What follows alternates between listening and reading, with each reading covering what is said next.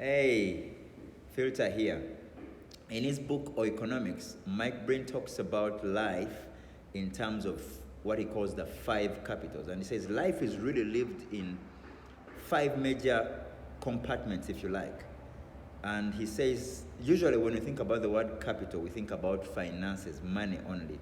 But he says that life is actually in terms of investment.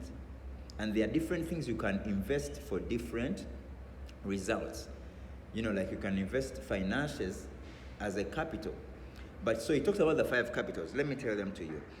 And this is in order of priority. In order of priority. The first priority, it is spiritual capital, which is measured in terms of wisdom and power. How much wisdom and how much power you have to invest in life.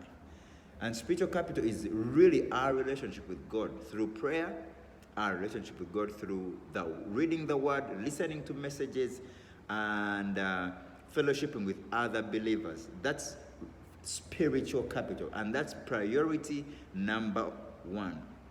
Then the second capital in terms of priority is relational capital, which is measured in terms of family and friends. Family and friends.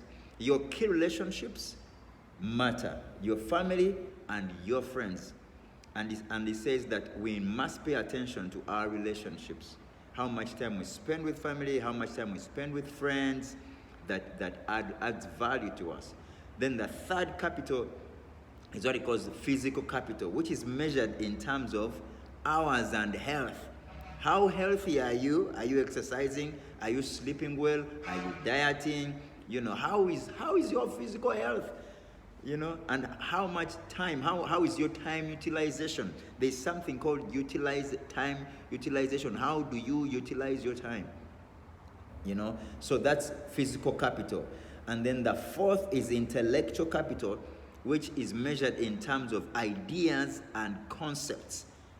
Ideas and concepts. Are you birthing new ideas? Are you creative? What concepts are coming out of you?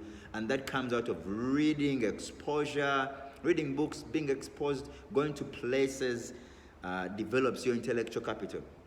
And then lastly, the one that we are more acquainted with, which is the financial capital, measured in terms of cents and shillings and cents, depending on where you're watching from, cents, wherever you're watching from. So we know very well about financial capital. That one, there is no, everyone knows about financial capital because we interact with money daily. Now, the challenge usually that happens is that most of us, we get financial capital and put it on top of everything else. And we think that without money, nothing can happen. No. You can invest the different capitals to get different capitals. For example, you can invest financial capital to get spiritual capital. What do I mean? You can get money and buy a Bible. That's investing financial capital to get spiritual capital and read the Bible. You can invest spiritual capital through prayer and you get concepts and ideas, which is intellectual capital.